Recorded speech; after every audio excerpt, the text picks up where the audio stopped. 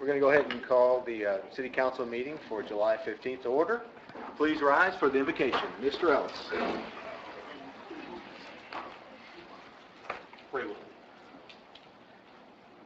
Gracious God, we come to you this evening in the name of Jesus Christ, who is our Lord and Savior, asking that you guide us, you strengthen us, you open our hearts and minds.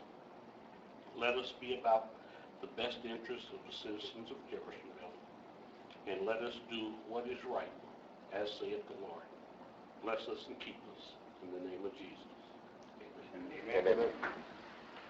I pledge allegiance to the flag of the United States of America and to the republic for which it stands, one nation, under God, indivisible, with liberty and justice for all. Roll call, please. Councilperson White. Present. Councilperson Maples. Here. Councilperson President Stavny. Here. Councilperson Owen. Here. Councilperson Ellis. Here. Councilperson Samuel. Here. Let the record reflect 6 council members present, 3 absent. And Mr. Paris and Mr. Hawkins said they had work obligations. They couldn't make it here today, and Lisa was sick, so hopefully she will get better. With that, next up, we have minutes to be approved from July 1st meeting. Motion to approve. Second. Motion second to approve the regular meeting minutes. All those in favor signify by saying aye. Aye. Those opposed? All right, next up, approval of the agenda. Make a motion to amend the agenda table number 14 and number 17. Second. We have a motion and a second to approve the agenda tabling number 14 and number 17. Any other discussion? Seeing none, all those in favor signify by saying aye. Aye. Those opposed? All right, next. Motion to approve the agenda as amended. Second. Motion and a second to approve the agenda as amended. All those in favor signify by saying aye. Aye. Those opposed? Claims to be approved. Civil. We have civil city claims tonight for $665,617.58. All claims are in order. Lisa asked me to ask you that. Yes. There are no questions. Motion to approve. Second. I have a motion and a second to approve the claims as submitted. Any other questions or concerns? Seeing none, all those in favor signify by saying aye. Aye. Those opposed? All right, next up, parks. Okay. Parks are $107,139.85. Everything's in order there. All claims in order, all right. There's no questions. Motion to approve. Second. Motion and a second to approve the parks claims as submitted. Any other concerns or questions? Seeing none, all those in favor signify by saying aye. Aye. Those opposed? Passes. Report of the clerk. Yes. No, I sent y'all a couple emails today, and I also printed it out for you all, the budget. So if you all could possibly look at that and kind of get to me what you think, so we can get it in by Friday, so Heather can start on all of it. The ones in yellow, highlighted in yellow on your all's budget, is the insurance, the unemployment, and the property and casualty premium. On the property and casualty, a lot of times not taken into effect that we have other policies besides travelers. And that's it. And also, Mr. Stopley, you got a card there, so I want to make sure you got it. I got it. All right, with that,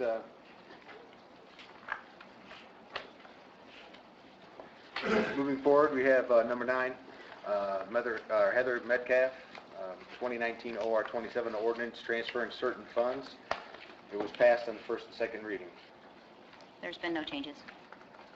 Motion to approve 2019 OR 27 on the third and final. Second. We have a motion and a second to pass 2019 OR 27 on the third and final reading. Any other discussion? Seeing none, all those in favor signify by saying aye. Aye. Those opposed? Passes. Thank you. You're still up again. 2019 OR 31, an ordinance transferring certain funds within the same department. Passed on the first and second reading on July 1st. And there's no changes on this one either. Motion to approve. Second. We have a motion and a second to approve 2019 OR 31 on the third and final reading. Any other discussion? Seeing none, all those in favor signify by saying aye. Aye. Those opposed? Passes as well. Great. Again. Are you on again? Yep. Public hearing. Public hearing for additional. Where's it said? 11, number 11. Okay, it doesn't say, oh yeah, okay, I missed that. All right, with that, there's a public hearing regarding 2019 OR 32, an ordinance of additional appropriation. Is there anyone here to speak for or against this additional appropriation? 2019 OR 32? Come on up. Come on up and give us your name and share your thoughts with us. I just wonder what the appropriations you were talking about. Right there. Right. They're, I appro- can't see it that far. they're approving cash that's already in the fund. It allows them to spend the money that's already in the fund. This is appropriating money that we have set aside in a non-reverting fund for a couple of projects.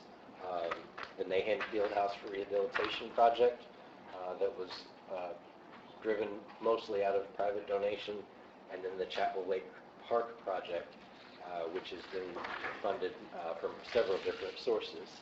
These are monies that we already have set aside. We're just giving the administration permission to spend the money to develop the project. Okay, I understand that, thank you. Anyone else here to speak for or against this, No, or I anything? appreciate Any your questions? comments because nobody ever asks any. Oh, I will.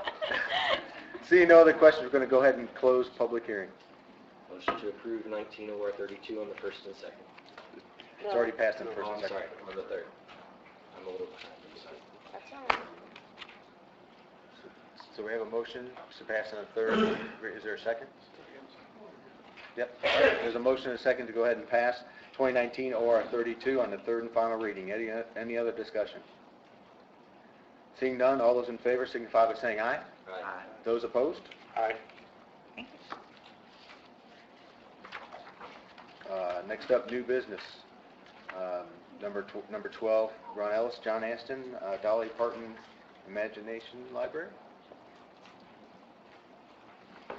Yes, Mr. John Ashton has requested to come before the council so he can talk to us about the Dolly Parton Library. This is something that provides a lot of books and things. Well, I'll let Mr. Ashton. Thank you, Mr. Ellis.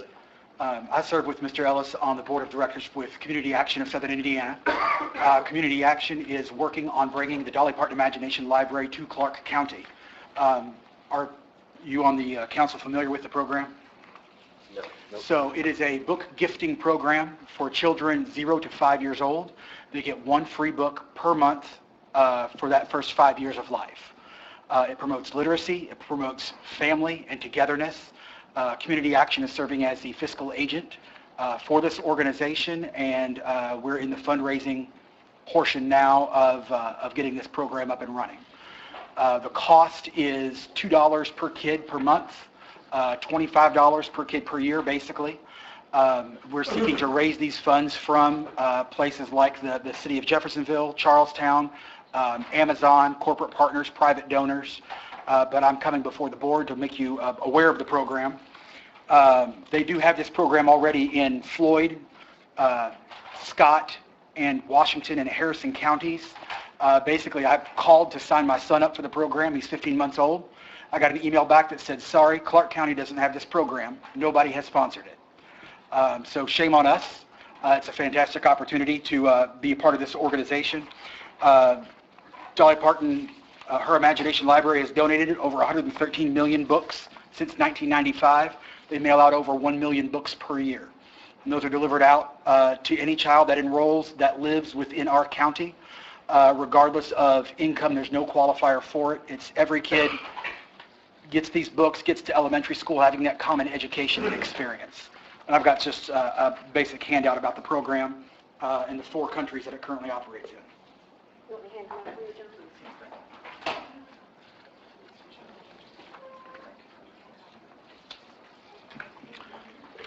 So like I said, $2 a month per child. Doesn't sound like a lot. It's not, but it does add up. Before we can start signing kids up and enrolling them and distributing books, we need to raise about $40,000. On an ongoing standpoint, our budget projections show that we're going to need to be raising about $100,000 a year 5 years from now moving forward to be able to get new kids enrolled as they're born or move into the county. What I would like to ask the City Council for is to consider a donation to the Imagination Library of about half of our startup cost of $20,000. If the city would consider that or any amount, would be grateful for a start. Mr. Ashton, do people have to enroll for this, or is it just based on birth records and then it's sent to everybody, every child born? Parents do have to opt in and enroll. We've already talked to the hospital here locally to enroll children as they're born within our county.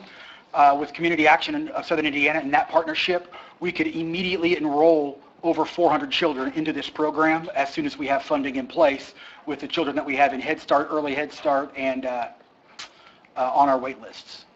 Is there a way to identify or focus down on just the Jeffersonville residents? Because if we use our dollars... Sure, we can absolutely zero in on just the 47130 and 47131 zip codes and start the program in those two zip codes at first if the city is able to make a donation. Thank you. Have you went to any other municipalities, like Clark County, Clarksville, so forth? I've got messages out to get on in front of the Clark County Commissioners, City Council in Charlestown, and other government organizations, yes. Ron Ellis was able to get me in front of you all before I was able to get in front of anybody else, basically. Are you asking for that $20,000 for 2019 or for 2020? I mean, 2019 would be amazing. I understand it may not be in the budget or funds available at this time for that amount, but, you know... I don't think that's an issue. Sure. I'm just trying to figure out if this will get you started or halfway to getting you started. If you get the full amount to get started this year, what are we looking for in the future? From an ongoing perspective, it would be amazing to be a line item in the budget for the city. I know where this library is in place in other communities, other states, government bodies fund a certain percentage of it, or they fund a certain percentage of the children enrolled in their zip codes or in their state. I mean, it would be amazing to get that kind of a long-term commitment from the city as well moving forward. I hadn't really put thought to a dollar amount on it, honestly. As a percentage of enrollment would be amazing. But it would be good to have a long-term partnership. Absolutely, yes. So if we initiated a partnership, then when we talk about those ongoing commitments, Yeah. we could zero down into identify exactly how much you need for the Jeffersonville residents. I'll be able to search the database by zip code and let you know, hey, we've got this many kids enrolled in the UEZ, we've got this many kids enrolled in each of your districts, honestly. We can break it down pretty fine with the data that we have in the database. Yeah, I think what we're concerned about is we want Jeffersonville tax dollars to be spent In Jeffersonville, absolutely, yes, sir. I mean, the cause is fantastic. I think that, you know, that's pretty obvious, but we want to make sure that we focus our efforts on Jeffersonville. Yes, Because that's where the tax dollars are coming from. absolutely. And in hopes that as you go Everybody through else the county, everybody pitches in, feels and the yes, same way. absolutely.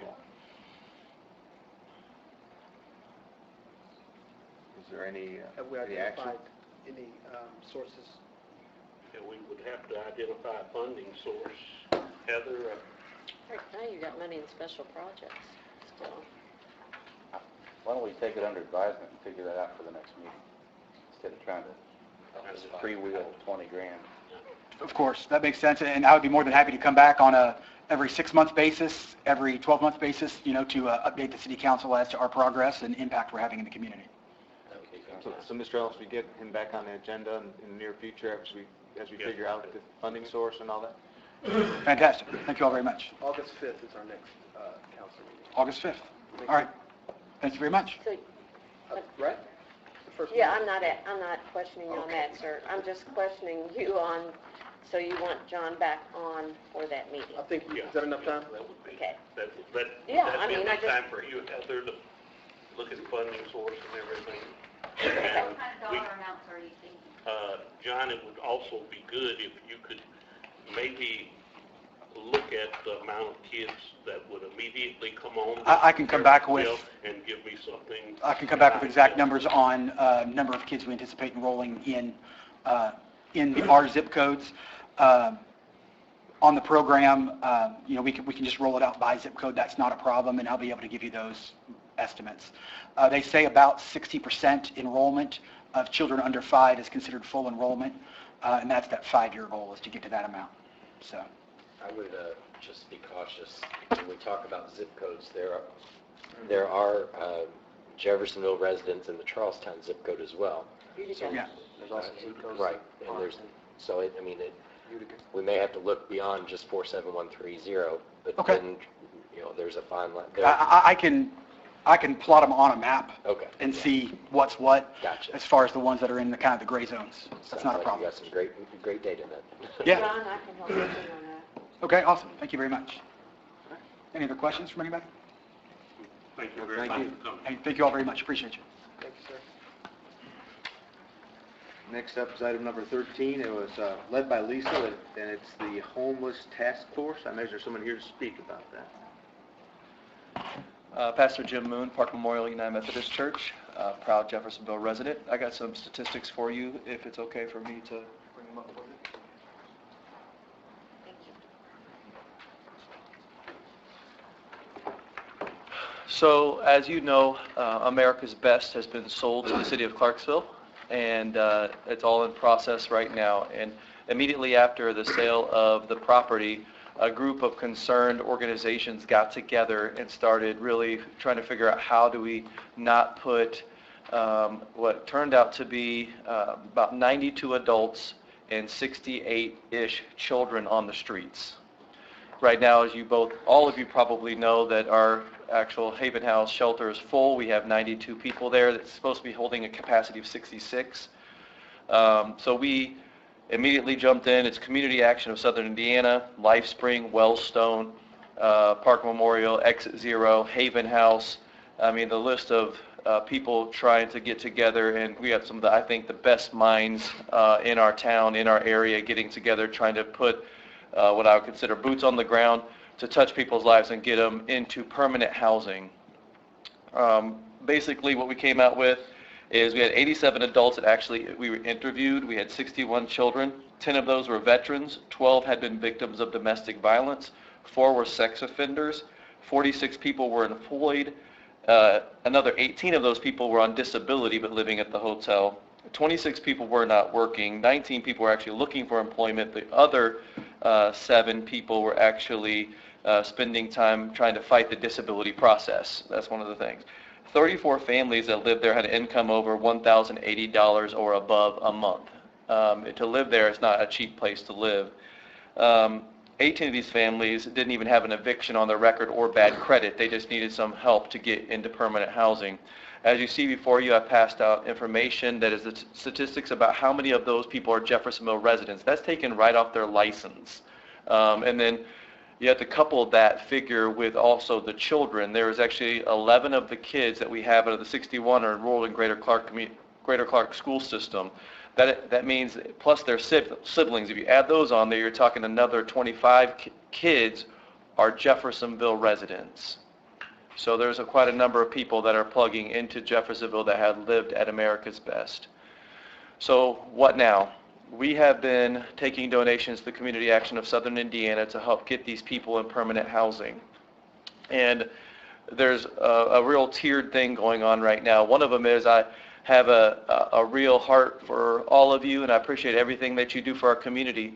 But I also want to implore you on the marginalized people of our community's behalf to say that you're not just here to represent those that are wealthy, and I know we have lots of projects that are going on, but you're also here to represent the people that are poor.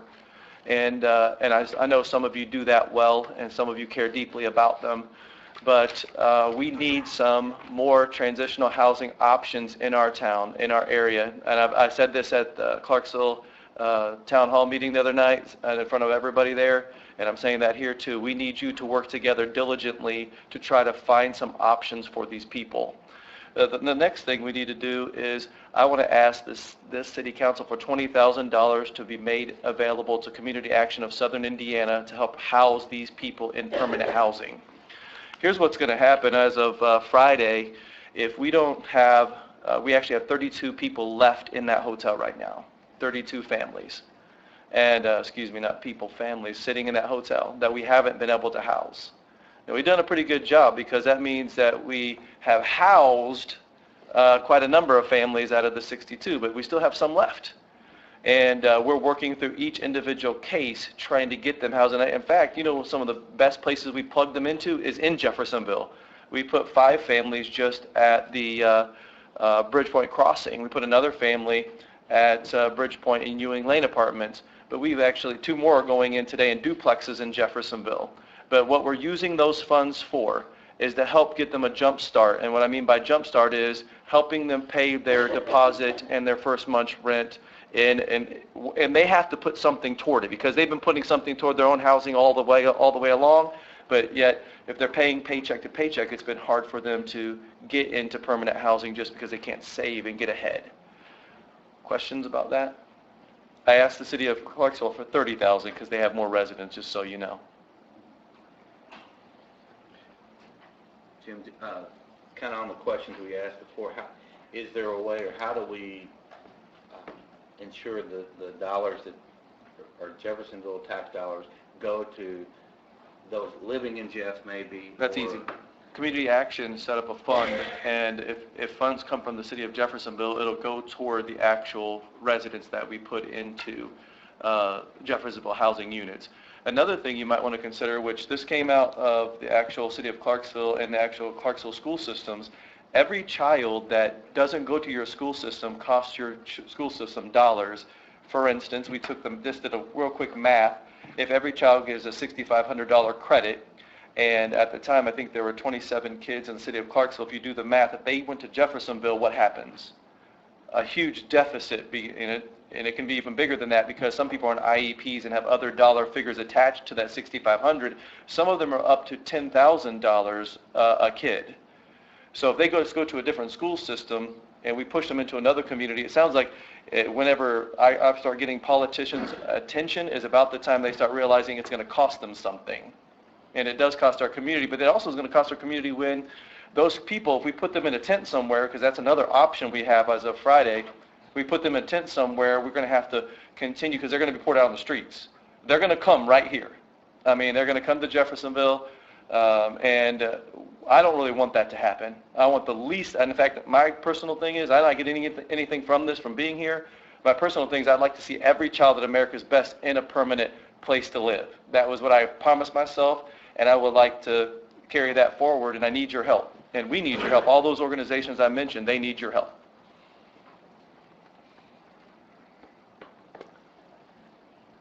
So then the breakdown is about $2,000 per family that you're trying to place? Usually, here's how it's interesting that you ask that because it just depends on where they're trying to get into. I would say most places for a family of that you need a 2-bedroom, you're talking somewhere between $700 and $795 a month.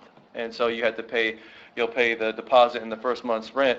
And also what the organizations that we're mentioning have decided to do together as well is not just put these people into permanent housing, but to walk beside them and provide some continuum of care past that point of moving them in so that they stay in permanent housing and they don't become fodder once again for hotel motel cycles, which I'm going to spare you all that, but it's not a good place to be.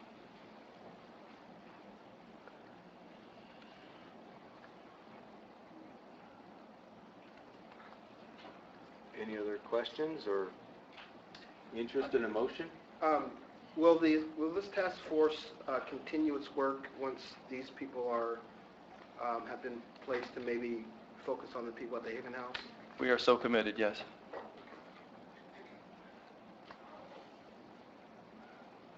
And has Jeff Housing Are you working with Jeff Housing at all? The problem is there's no housing vouchers right now. That's the other thing. HUD closed until the fall.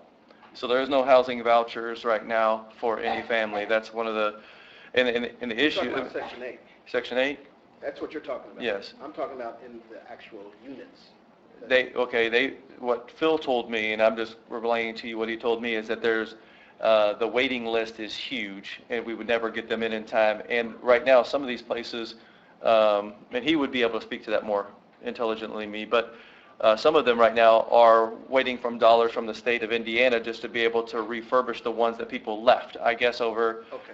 yeah, it's Clark Arms, I guess, there's tons of units sitting there.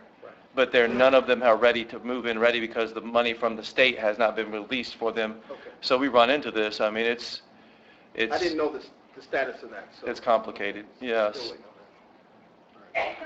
on that. Question, so you're asking for funds to go to, Community Action of Southern Indiana, they're the fund that we've developed for this cause, yes. so they already have a fund established Yes, for this sir. cause? Is there any representatives here from the community action? I am that representative. Oh, okay, you're on the I'm not board. on the board, but I'm representing the Homeless Prevention Task Oh, you Force. guys are on the board. Okay, It's a great. task force. Yeah. Okay. Task force. It's not They're just part a of it. fiscal, the community action is operating as the fiscal agent. And the reason we chose them is because they already deal with some of these housing situations on a regular basis, and so they're credible. They know and understand these issues, so. And at our meeting, we have an account set up that is strictly for this, and that money will go for, And I'll personally tell you this, I'm actually the statistics guy, and so I'll personally vouch for every dollar that's spent from Jeffersonville will go to a Jeffersonville resident, and if it's not, we will return whatever funds that are not used back to you. Jim, I appreciate you coming. We've talked amongst ourselves a lot about how we can more effectively be involved in helping to address some of the homeless issue that we have, and this kind of has sprung out without expectation, I think, and it has become an immediate problem that I appreciate you and folks like you are working to address. We've got to figure out how we're going to divvy out funds, and that conversation's ongoing. We do support the Homeless Task Force. I'd be okay supporting this initiative with you on this immediate basis, so that you all can figure out how to get these folks placed where they need to be. I'm one person. I don't know, did Clarksville give you your request? They're actually meeting tonight. They did what you did with the previous thing and held it under advisement till the last minute, and literally, we're at the crisis mode. Right. So this is what I told them, and I hate to say this, but we did a little protest this past week. I had 60 of the residents. They were out there right at Clarksville Crossing, and I told them if on Friday, that if we don't have some funds from them, if all the people that are going to be put out on Friday, we're going to sit on Clarksville's lawn until we figure out something. Because I don't know what else to do. Right. What else can I do? Literally, I've met with every person, and I'm telling you that the people that are there are credible. They're hardworking poor. They're not the people that you think they are. There's about 4 to 5, maybe 8% people that were actually using drugs. There's a few prostitutes, but you think one thing about it. But what you find when you actually get to know the people is they're just hardworking people. No one can pay $11.50 a month and not be working. Right. I mean, they're paying $1,150 a month to live in a motel. Right. So they have to have income. Just to follow up, I'm sympathetic to this cause, and it's something we're talking about with Mr. Samuel as well, so I would support this. I like the fact that it's being focused in Jeffersonville, and we're going to be able to track this process. What I'll do is I'll actually put every tag of every name and every address, and I will turn it into you myself. Because I've already done it so far. I have we have a meeting tomorrow, and every meeting we pass along who we put in where.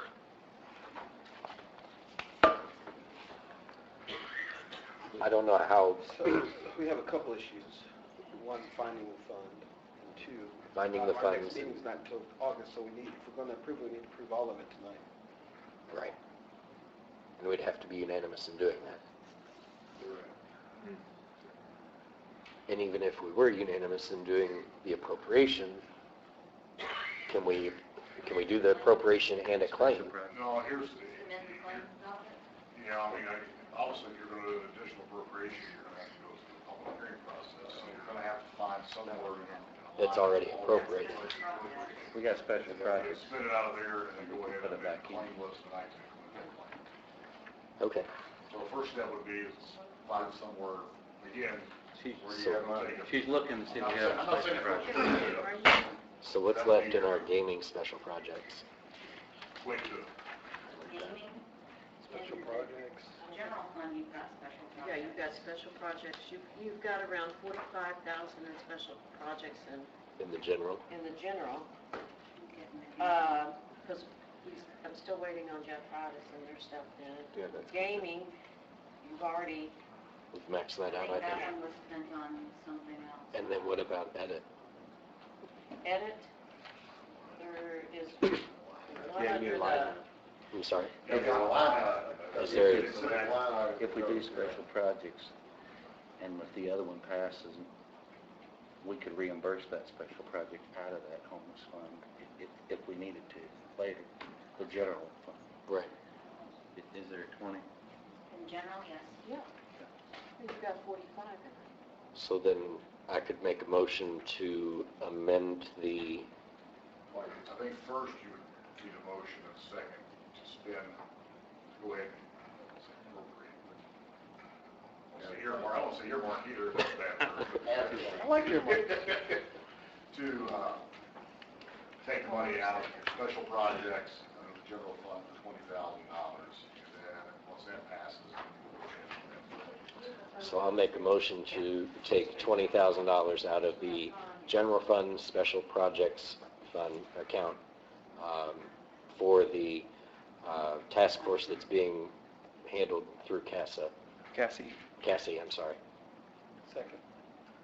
We have a motion and second for money to go to Cassie through the Social Projects Fund. I have a question, though. The amount that we approved for the wrestlers, what was that amount? 2,500. Oh, okay. I'm still waiting on. It's only, okay, I was just afraid it was a higher number, so that's not that big of a deal. I have a question. All right, any other questions regarding Yeah, this? just Go a ahead. comment. Usually if we don't know the request is going to be made, I go against it because I think we ought to have the opportunity to think about it ahead of time. Yeah, I think so, and too. Evaluate it. But in this situation, I think it's an emergency situation, and I appreciate all your effort and your group's efforts to try to do the humanitarian effort to help those families. Let me tell you something real quick, just so you know what we're dealing with. A guy who's 42, he's been denied housing. In fact, I paid 3 different places for his application fees personally. He was denied all 3 times because he has a felony from the time he was 18 years old. It's the lowest felony you can get, and he's been denied 3 times. And he has 3 children. So you get, it's something that, you see it, it's just a consistent pattern of you know, you don't want to get a felony, obviously, no one wants to do that, but in that sense, he's paid his price. Thank you. And I agree with you, Mr. Samuel, with that, you know, we don't like not having time to digest. I apologize. No, not at all, but sometimes there's an emergency, not at all, I'm just Yeah. want to reiterate that that's not normal procedure, but I think this is not a normal situation, so. With that, is there any other discussion or comments regarding the motion? Seeing none, all those in favor signify by saying aye. Aye. Those opposed? Now, I'd also make a motion to amend our general fund claims list in the amount of $20,000 out of the council's special projects to be dispersed to the task force. Cassie. Cassie. The Cassie, right, We have, Want to do total? sure. $685,617.58. One more time? 685,617.58. so we have a motion and a second to amend the claims list to include the 20,000 to Cassie. Any other discussion or questions? Seeing none, all those in favor signify by saying aye. Aye. Those opposed? Please let it be known that you all care, and I appreciate everything that you've done, and I hope that the newspaper and everybody picks that up, because we appreciate you and everything. Thank you. Thank you.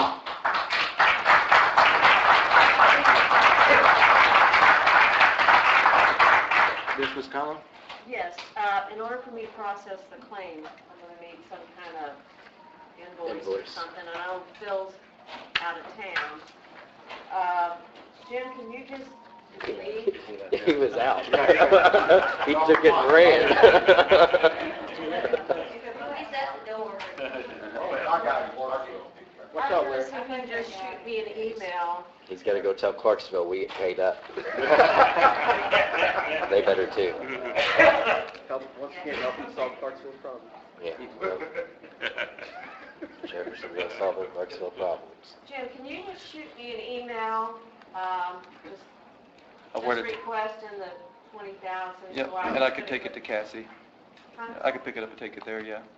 No, I need an email in order to do Yes. the claim. I can do Like an that. invoice. Yeah, if you can just, Like an invoice. That's fine. yeah, and if you can just shoot it to me tomorrow, I then will I can first thing. process.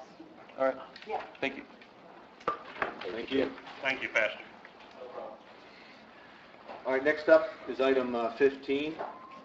It's a public hearing, a change in the zoning map designation of a certain tract of property at 31 Louis Street, as described in Exhibit A. Mr. Merkley. Yes. Give me just a minute, let's set the wrong.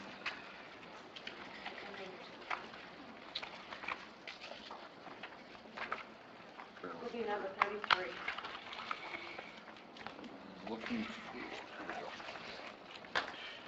This is a request or a recommendation from the Planning Commission to rezone the property, as we know, as the Optimist Club at 61 Louise Street. The Jeffersonville Planning Commission initiated this petition. A hearing was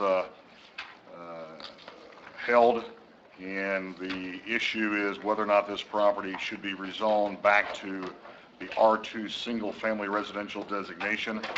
Currently, it is zoned M3 multifamily residential. If you're aware, this is property that has been an issue with the residents in that area, also with the city and the administration and the Planning Commission. I know Nathan Pruitt is here. He's going to speak as to, because actually this was initiated by the commission and his department to rezone this property back to its original rezoning, which is an R2 single-family residential, and specifically as how it relates to the overall 10th Street master plan for this area. And I believe, and again, this comes to you with a favorable recommendation from the Planning Commission. And I believe Nathan is here, and I believe after that, the mayor would like to speak as well. Nathan?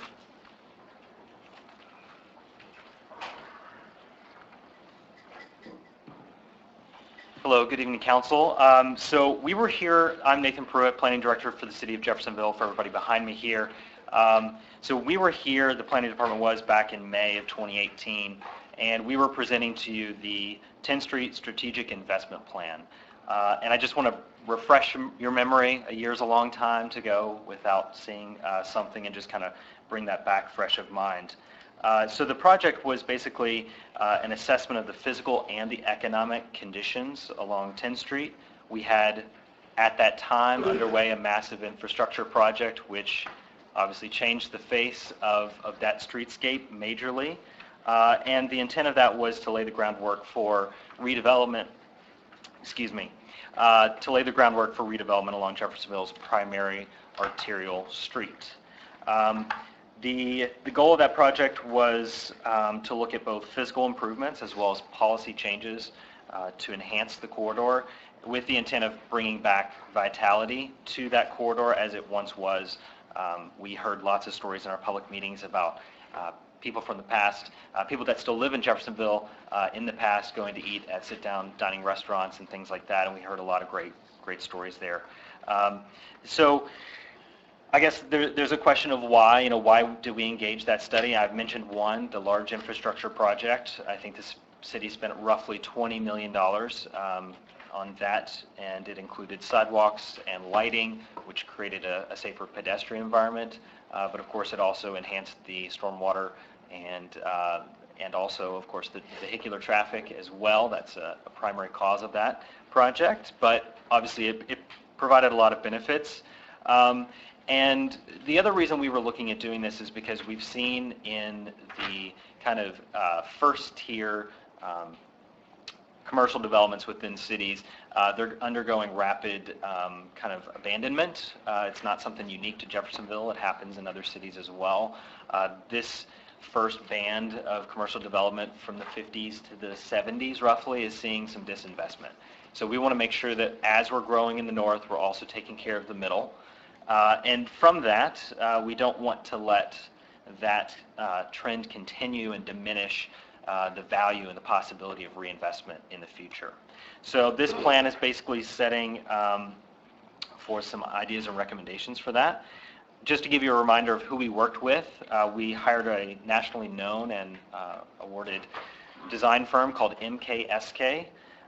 They work on urban design predominantly and planning, and then partnered with them. We worked with the real estate market intelligence firm Green Street Limited. They're out of Indianapolis, and they understand market dynamics, especially in commercial space. And then we also had BF&S as transportation and civil engineering partnered on that team as well. So the study, where is it at? So we've adopted it. The city, you as city council have adopted this plan. It's actually incorporated into now our comprehensive plan, which are used, the comprehensive plan is used in the criteria for rezonings. That's why I'm talking about it tonight.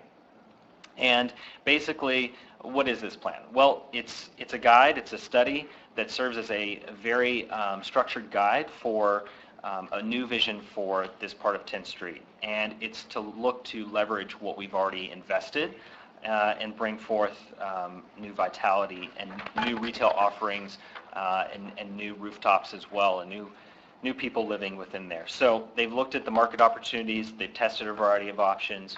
We spoke to the public at several public meetings. We basically created a phased roadmap that sets forth criteria for the future for what the decision makers should look at when you're looking at trying to reinvigorate 10th Street. So that's the background. If anybody wants to see a copy, it is available on our website. This is what it looks like. If you open the PDF, this is the first page. For everybody in the room, that's what it looks like. Please feel free to take a look at it. There's a lot of interesting information in there. One of the biggest things that we had that came out of that plan, that there was 4 guiding principles. And one of the guiding principles was to create new rooftops. That means new residents, new families, and new residential neighborhoods within the corridor, because we need those people in order to justify getting some of the retail offerings in. That's the biggest thing that we discovered. And so within this plan, it sets forth some of those ideas.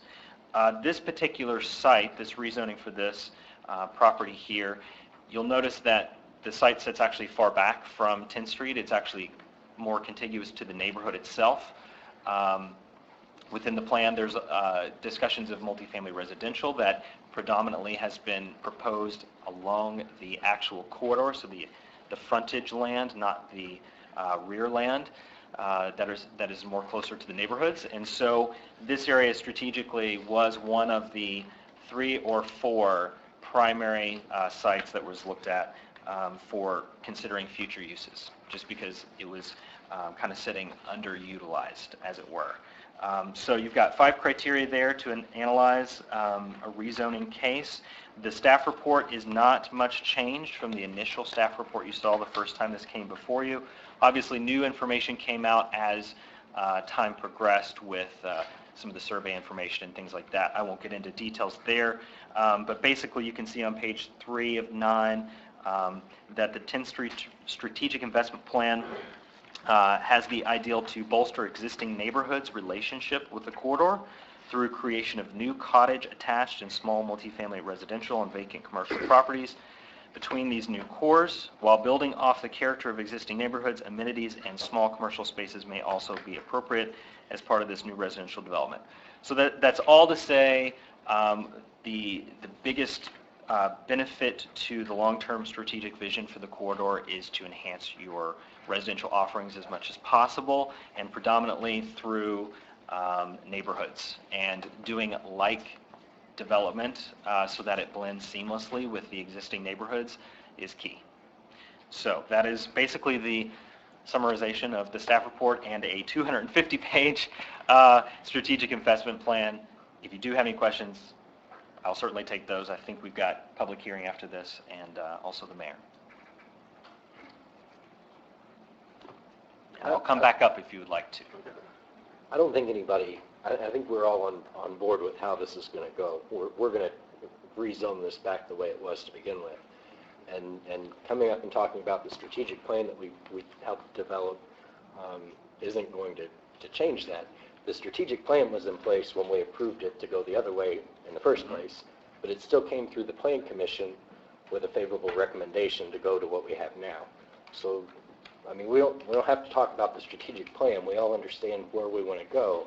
I think we've all agreed that we've been misled as to what this was supposed to be, and that's why we're coming back to fix the issue, not because we all of a sudden remember we have a strategic plan. And that's fine, but I mean, we were all agreed when we had a bunch of neighbors come express their displeasure with this that we were misled to begin with.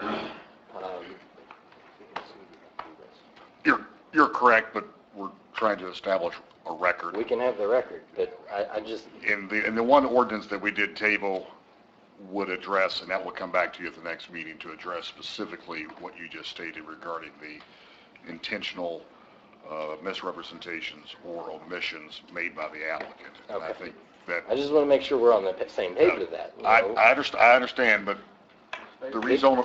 This isn't the city council saying, oh, all of a sudden we remember we have a plan. I understand that, but to rezone property, there are certain criteria that we have to follow, and one of those criteria, and a significant criteria, is whether or not it complies I with just the comprehensive want to plan. be clear. Matt Owen was misled, Yes. and that's why I voted for this in the first place. I mean, I'm just, plain and simple. There will be lawyers who read this, so I want to make sure that we're... And I guess I would ask our lawyer, if the fact that we did not nullify the other one, and we're going ahead and changing the zoning, does that put us in the council in any awkward situation? So to be candid with you, all of these things obviously are premonitions of litigation. Not that any of us are Nostradamus, however, I would suggest we all would bet that at some point in time we're all going to end up in a courtroom somewhere talking about this. These are two separate issues, to be candid with you.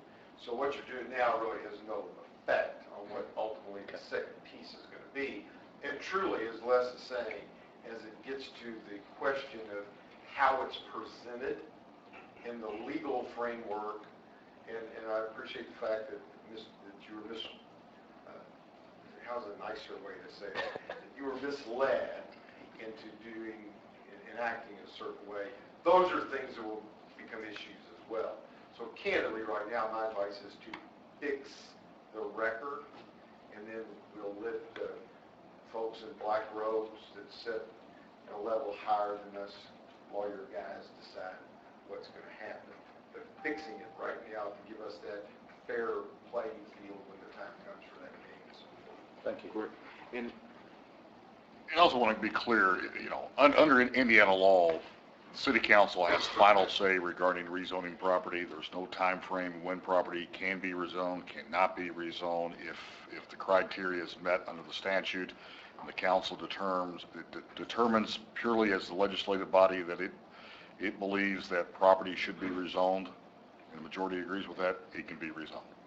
Thank you. And with that, I know the mayor would like to say a few words, and then after that, we'll go ahead and have the public hearing. So, Mr. Mayor. You have 3 minutes. I don't think I'll need them. Mike Moore, 803 East Court Avenue. And Matt, I appreciate your comments, but I learned a long time ago, listen to my attorney.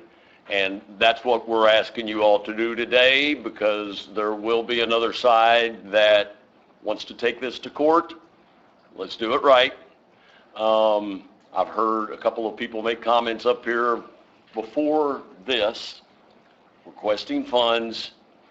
We do a lot of good in this city. At a time, the city of Jeffersonville is experiencing unbelievable growth. I think it's also important we also recognize the needs of our community. You all did a very noble, nice thing on the event just before this. That $20,000 was generated by these people right here. Let's not ever forget it. It takes a lot of people to fix problems. And at a time we're going out, and I think next on the agenda you're going to hear me speak about another great job opportunity that's coming to the city of Jeff. Let's remember the people that for generations have paid the taxes, built our roads, provided our police officers, and the people behind me from Sandy Heights, a very proud subdivision in the city of Jeff that for decades, if you drive through there, has always been very well maintained. These people were wronged. We were all wronged. Let's remember in the future when developers come to talk to us with slick attorneys, there's always another side.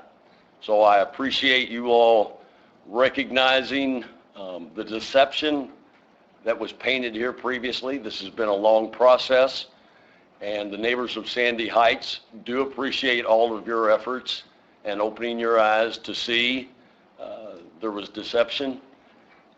But let's take this back to its original zoning, and let's continue to grow as the city of Jeffersonville, but let's not forget the people who provided everything that got us to this point. Thank you.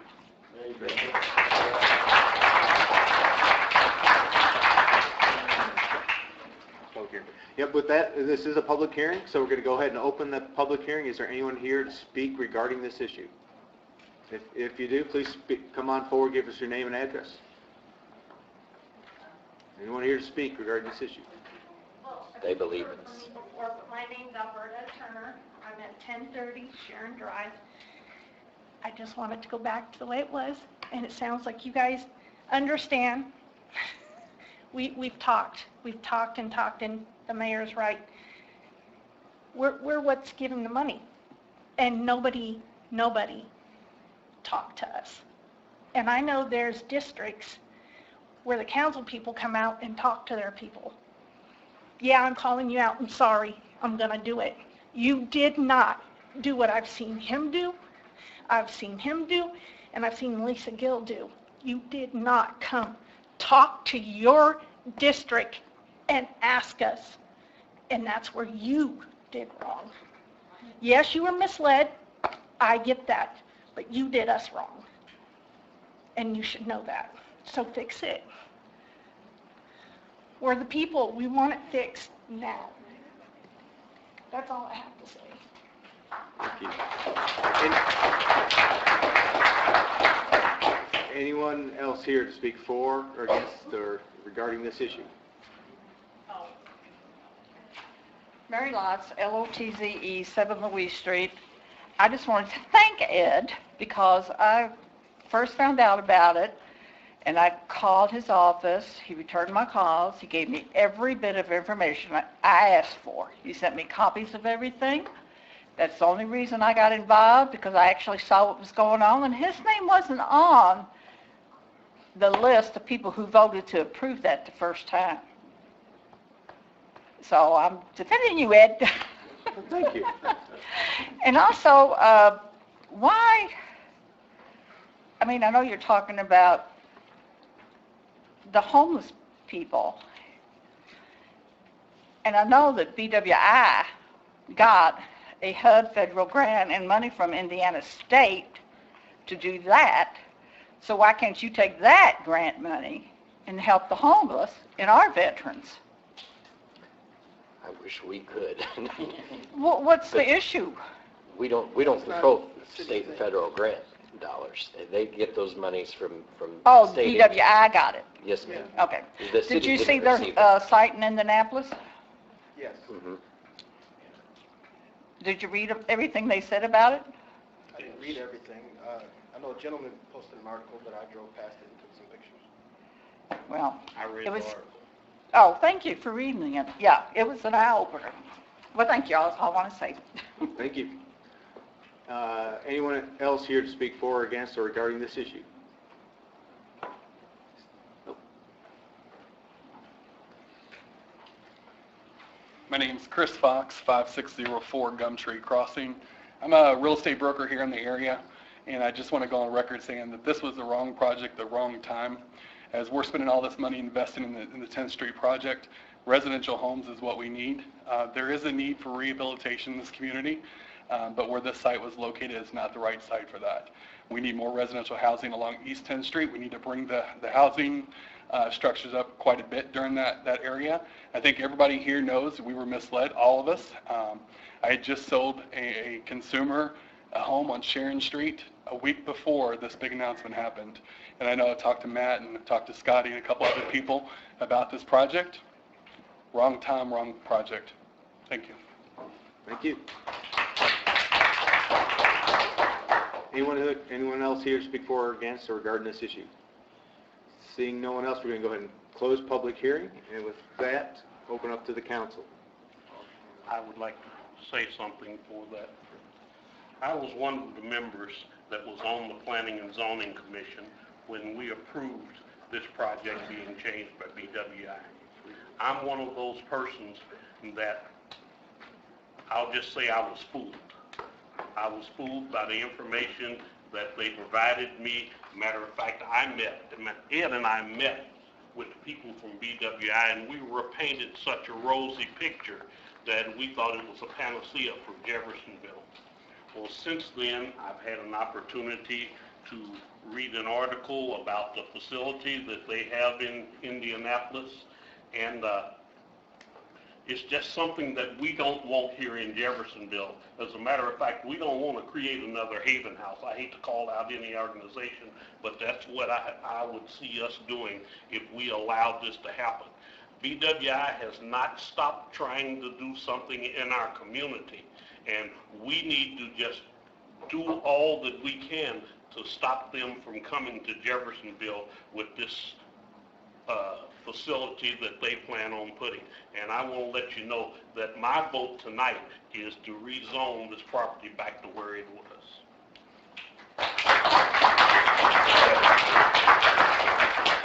Any other comments? Or? Yes, I have some comments. I'll be voting to rezone this back. I had conversations with the developer. I don't know what, I knew what the project was, and it was my understanding everybody else did, but apparently people were misled, so I didn't know that. There is a need for it, and I thought everybody was on board with it. But what I want to add to that is that now they're focusing on the Claysburg area, and I hope that since it was not a good enough project for the Ewing Lane area and for the Sandy Heights area, that everyone, including members of the community, will support or come out in opposition to the project being placed in the Claysburg area. We're doing good things out there to revitalize, and we have a plethora of service-type organizations already there. And if it's not good enough for other parts of town, then it's probably going to be best in another community.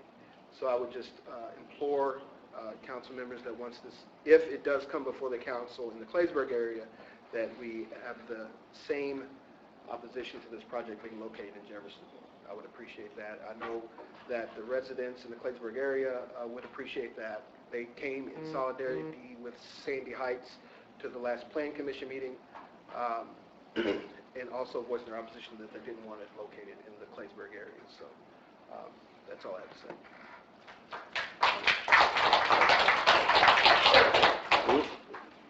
I think when we first talked about this, not even in this area, but a different part of the city, you know, I mentioned that this is a type of development that's meant to, that I was led to believe was meant to help folks that I see on the ambulance every day.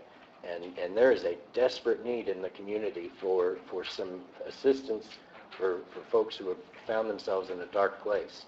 But it absolutely infuriates me that we would have somebody from out of town come in here and blatantly mislead this council on what steps they had taken, and it leads question to what their intentions would have been had they gone unchecked. So I appreciate everybody coming to the last, not the last meeting, but back in, I think it was June or May, the end of May maybe, and then coming back out again tonight. But I already wrote that we were going to vote. I'm just assuming we're all voting together, but I'll make a motion to pass 19 OR 33 to reverse the zoning. Second. I'll second. Mr. Ellis, second. We have a motion and a second to pass 2019 OR 33. I have a question. I know we're throwing the developer has not been honest, evidently, but the person that did the survey told us that they did the survey. They're from this community. Is that correct? Yes, they are. Okay, so if the developer, I'm just I'm just saying the other side. If we have a developer from Indianapolis that contracts with a local person in this community, and that local person tells them and us that they did a survey and they didn't, then the developer should follow up on that. I'm not letting them off the hook. But it's the surveyor, in my opinion, that misrepresented it to me. Well, they have a duty to hire reputable people. I don't disagree with that, John. I also read about the facility that they have in Indianapolis, and it did not live up to what the developer said that it would live up to. It's not suitable for our city. With all that we take into account, if there's another spot, this is located. Call the question. Yeah.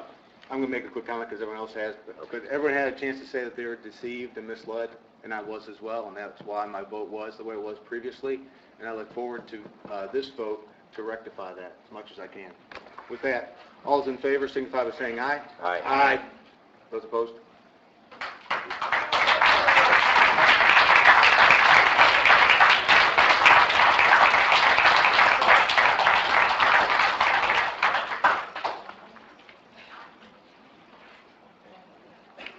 Next up is item 16, a resolution approving statement of benefits for a proposed real estate and property, personal property tax abatement.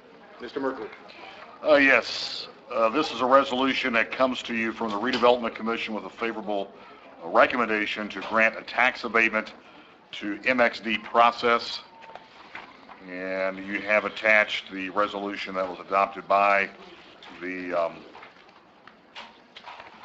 Redevelopment Commission. This is a significant investment. It is for both a real estate abatement and a personal property abatement of 10 and 5 years respectively. And I believe Matt Hall from 1SI is here, and he's going to give more details regarding this development or this business that's going to locate here in Jeffersonville. It'll be 2019 R8. Thank you, Les. Excuse me. Thank you, Les. Good evening. It is my honor to present us with an opportunity tonight to bring home a Jeffersonville company as the new location for it to continue to grow, which it has done on the south side of the river. And they were looking for an opportunity to grow their facility. They've located a building on New Middle Road that could work for this project. In addition to re-engaging an empty building, which I'm excited about, they will also invest about $2 million in this project. And what I'm most excited about is there will be about 40 new jobs created ultimately with this project that pay $21.19 an hour, excluding benefits. So these are way above our county average wage, exactly the types of jobs that we want to target. Mark Franco, the president and CEO of MXD, is here, so I would welcome him to talk a little bit more about the company and answer any questions that you may have. I promised him I wouldn't steal his thunder.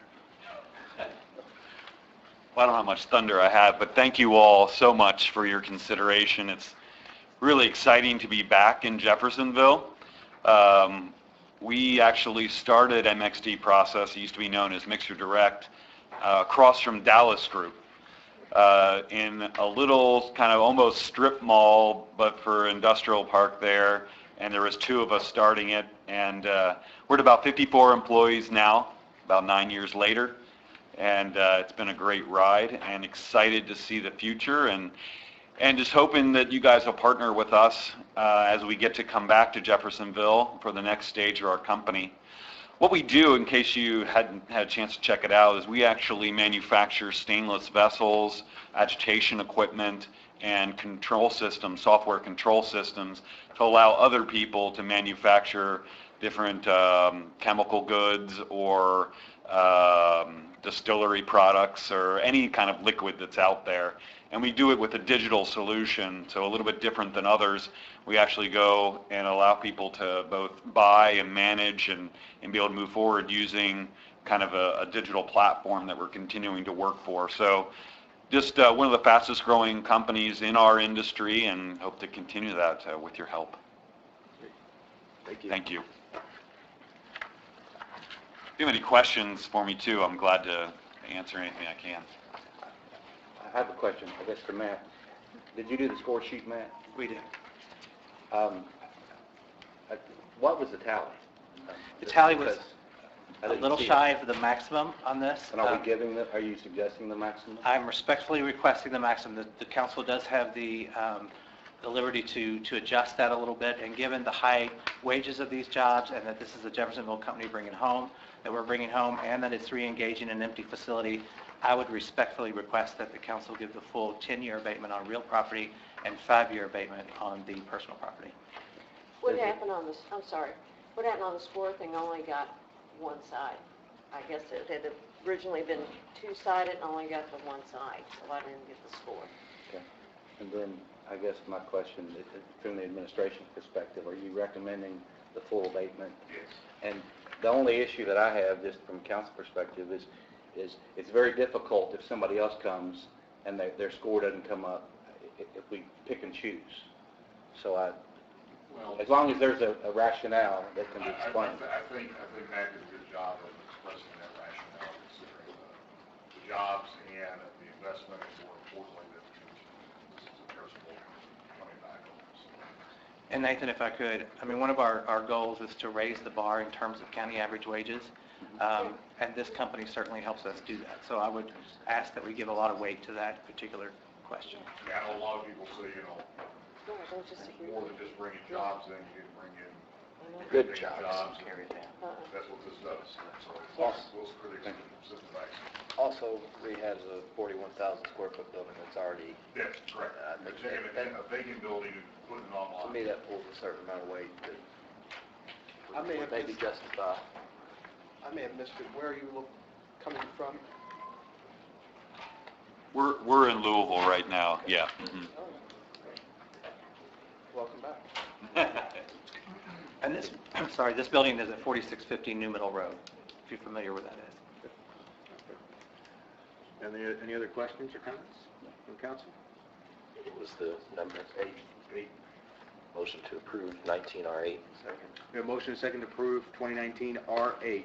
Any other discussion? Seeing none, all those in favor signify by saying aye. Aye. Opposed? Congratulations and welcome back. Thank you very much, thank you. Mr. President, there's also going to be for you 2 additional sign pages, and you'll see where you're to sign. Okay. Over here. All right. Okay? All right, thank you. Thank you. Heather Metcalf, number 18, an ordinance amending 2017 OR 49. This is the petty cash change fund ordinance. We reviewed with all of the departments the amounts that they had, because we have to verify that every year for our internal controls, and then also asked them if this was a sufficient amount of money or if they needed more or less. So there have been some changes from the last ordinance. Some of those changes have been personnel position name changes based on the changes that were made in the salary ordinance. So we've changed some of the supervising personnel names. There's also, changed a couple of the people who are responsible. So in wastewater, there was a utility billing coordinator, and it changed to clerk, so that was minor. Some of the amounts that changed for the cash change section, the building commissioner permit clerk went from 200 to 300. They also deleted a line that was 200, so actually their total went down by $100. Animal shelter went down from $200 to $40. The aquatic center went from $800 to $650. The field house went from 25 to 30, just to be a rounded number. So that was in the cash change section. The petty cash changed from drainage from $300 to $100, and the parks main office went from $150 to $75. So I was trying to get them to be more realistic and also realize that those supervising personnel are responsible for those monies, and the less that's out there, I think the better for everyone. So I don't believe that this ordinance has really been reviewed by the other departments in quite a long time. I know that the clerk came through in 2017 and adjusted for her staff, but this is, I think, talking to the other departments, I don't remember when the last time it was really... There was just one we changed Yeah. back then. So this gets more in line of what people actually need and changes a little bit of personnel changes. Motion approved 2019 OR 34 on the first and second reading. Second. Have a motion second to pass 2019 OR 34 on first and second reading. Any other discussion? Seeing none, all those in favor signify by saying aye. Aye. Those opposed? Oh, can I mention two other things? I'm sorry, I should have mentioned before. I guess. I just want to mention them only because I added to the ordinance, which you already have, planning and zoning of $50, Parks Pinellas Center of $30, and the Envision Center of $30, and then we took off the vehicle maintenance of $200, since that was a material thing. Okay. Thank you. Thank you. All right, Mr. Wilder, attorney comments.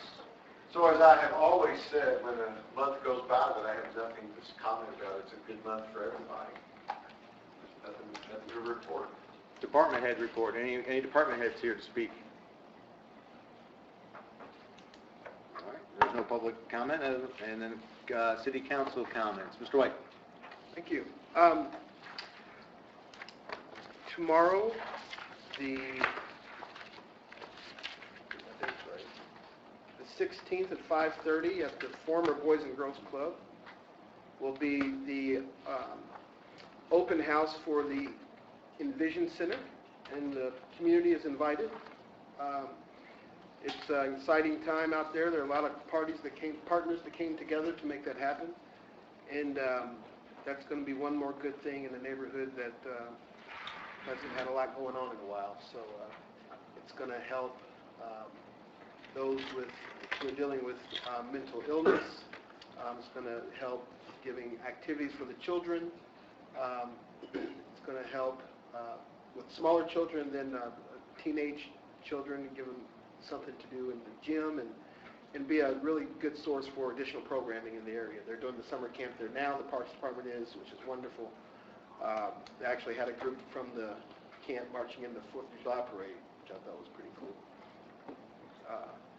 So I'm looking forward to that happening. Other than that, that's it. Mr. Maples.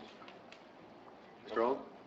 Just wanted to acknowledge State Representative Rita Fleming in the audience with us. Thank you for being with us. We appreciate you coming. That's it. Mr. Ellis. No comment. Mr. Samuel. No comment? I just have, we got a card thanking us, to thank you all for thinking of our wrestlers as they represent Jeffersonville, as they represented Jeffersonville in Washington State, Florida, Oklahoma, and North Dakota. You all impacted many lives. From Coach Struck from the Jeffersonville wrestling team. And I'd also like to mention that if you notice, there's a number of people painting utility boxes. There's 13. Was that? Go ahead. No. Sam. I know, but I'm sorry. Because I did want to give you a thank you, because there's 13 additional newly painted utility boxes from the Art Commission, and I appreciate Ed, you spearheading that and making it happen. They look great. They look great. Yeah, that means we've added 13 stoplights in the city of Jeffersonville. Well, I don't think some were repainted. Yeah. Oh, okay. Some were repainted, but some were new. And so, I mean, there's a cycle in that we paint new ones, and then we do maintenance work on them. And this is a year we got new ones. So you see a lot of new, bright colors and designs out there. And what's really cool about the process is there was a call for artists, and there was a bunch of designs that went out. And unfortunately, you can only pick 13 of them. But there was a lot of just witty, clever, neat designs that came in. And when you vote on them, and I, as being part of the board, I got a chance to vote. You don't know whose they are. You just put little stickers on them, and you find out afterwards some of them are young, young kids. Some of them are it's just a wide variety. It's really good. And I keep talking, I'm sorry. But this is through the clerk. One of the former city council person, Josh Rodriguez, who's passed, his daughter was one of the ones that painted. That's correct. Three Amigos, I believe is what it's called. So Yes. it's good. It's a great project. Anyone else? Yes. Really? Budget hearing dates. Did you get my email? I Yeah. guess not. Can we try to set some budget hearing dates so that we can get it on the calendar, hopefully? So proposal of adoption would be your first meeting, and I'll have to go backwards, so walk with me backwards. The adoption would be on the 7th of October, which would give you the second meeting in October if anything crazy happens, because it needs to be adopted before November. The public hearing would be on the 16th of September, which is your second meeting in September. So sometime between that date and walking backwards, the budgets are all going to be turned in here within the week, and the departments are meeting with the administration on the week of July 31st through August 1st. So we've got 3 weeks, and I need to get it together, hopefully. I'm not sure if I can get it to you by the 5th of August, or if you wanted to have some kind of meetings on the week of the 12th or the 19th. The week of the 26th is the AIM conference, so I don't The suggest that. 19th would be the city council meeting, right? Yes. Do you want to try to do it before the city council meeting? Yes. Yes? Well, is 1 hour long enough, I guess? Go 6? Let's do it 6 on August 19th. I thought you meant just like a date before that date. Oh, no, well, she said they probably won't have it ready for the August 5th meeting. But I could have it at any time after that. I mean, So then we'd have to have a special meeting, which is fine. I'm just getting it together by that Friday. I could potentially have it on the 5th, but it's squeezing it only. We want you to have time to make sure you get the numbers right. I do want to get the numbers straight, yes, because it's a lot of numbers to make sure it's added correctly. So you think we need a meeting before the 19th? Well, you've also got sometime in September. Depends on what the budget looks like when it gets to us. If an hour would be enough or not. If you want to have multiple dates, if you really want to go through it multiple times. Why don't we set a workshop on the 19th for 6 o'clock now? Yeah, that's where I was going with that. That would be my And then preference. figure it out from there. Yeah, because there'll still be enough time if we need to. I mean, and I know we will need to. So let's go for August 19th at 6 o'clock. Okay. Heather, can you tell or put on a paper the expected increase in revenue that we're going to have, and then tell us how much the contracts, police and fire, the increase going to cost, and the raises for the city employees, what all that would cost, which lets us know what we have left. Yes. That would be helpful to have that. Yep. Very good. I'm not surprised. No additional appropriations next year. The budget has to be approved by November 1st. Yes. That's a Friday. I like it, Brad. Okay. It ain't going to happen, but I like it. Yes. Yes. If you do it October, the second meeting in October, You still have some time there too. Just, I know that DLGF also suggests you approve your budgets early to make sure that they can get their budgets approved by December 31st because they've been pushed up too. I don't care whichever one you want to do, but I just need to know if you want to have your budget adoption and your budget public hearing. I need to know that before the 5th of September because I have to publish the Form 3 that has those dates on it. And that's enough time. I So think we still so. want to play around with these October dates because I know some of us take trips. All right, so we got the start date, and we'll take it from there.